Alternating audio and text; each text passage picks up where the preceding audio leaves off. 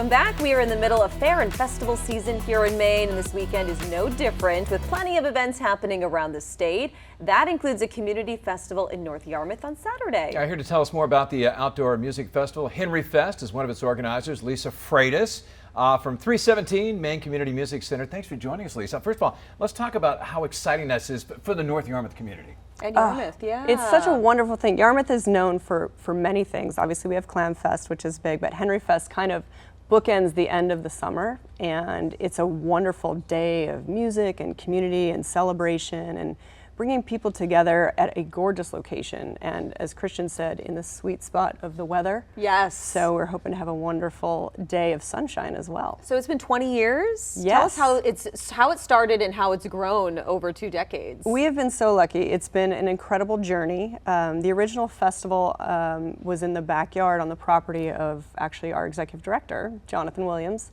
and it was a small festival that started and then grew with a life of its own, and people in the community just loved the feeling of it and coming together, and now we're looking at our 20th year. Wow. And we've got an incredible lineup, and we've seen all sorts of people at this festival. Lake Street Dive and Tim O'Brien, and so many artists have come and played and gone on to have incredible careers, or have come because they love the mission and spent time at the festival, during their busy touring schedule. Yeah, look at Lake Street Dive. Now they're Wow. selling out all I over know. the country. My jaw dropped. 2 or 3 nights in a row at Thompson's Point. I'm looking at some of the video, and it looks like you have an upright bass, so it looks like you have some folk music or whatever playing there. What kind of genres you feature? So we feature, I would say, anything from bluegrass to alternative folk. We've got this year an incredible lineup that features Julia Gagnon, who is a Maine local hero. Yes. And we're really pleased to have her. We have Griffin Williams Sherry, who's going to be headlining the evening. Kenny and Amanda Smith, who are an incredible husband and wife duo who have won a lot of awards in the folk arena. And we have a wonderful band called House of Hamel that does Celtic folk rock and have great sense of humor. So we've got a little something for everybody. And let's talk about the setting, the site of this event. It looks beautiful. It's stunning. It's a beautiful farm in North Yarmouth called Skyline Farm that's just rolling hills, and we have a stage that's set up and kids playing. There's cornhole and disc golf. We have vendors, food trucks.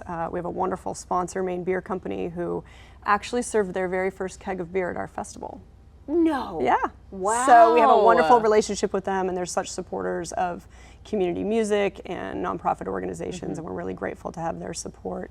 So you just picture, and what I personally love about it as a parent who's got kids going back to school, is that the festival ends by 6:30 at night. Perfect. So you Especially spend for the our day bedtime. That's great too. with your kids. You get your faces painted. You listen to live music. There's something for everyone, and you're home in bed. Yeah, let's talk about the organization you're with, 317 Maine Community Music Center, and what you guys offer with that community center. What that's all about? Well, one of my favorite things to say is it's kind of like a music festival meets a church meets a treehouse, and it's a little bit of, it's people from 0 to 100 who want to take music lessons, who want to join community jams, who want to do an open mic night.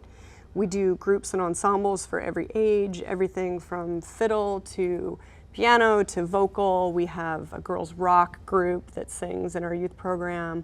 We have a couple of brand new things. We're doing digital music recording. We have a music studio in our new expanded facility, and we're offering some classes in recording music. Wow. So we've got, it's just a wonderful place for people of all ages who are interested in music, who can have any level of experience, come and continue that journey in a really supportive and welcoming place. And I was just telling you, I drive by all the time, the center, and I've seen some of the development or expansion. What else, how long did that take, and what else does it provide for you? It felt like a lot longer than it took. We were able to expand our facility and add an additional 10 teaching studios and a cafe pub, which was our executive director's idea. He went to Ireland and came back and said, we need to have a place where community feels like they can come and really be brought together by the idea of playing music together or even listening to music.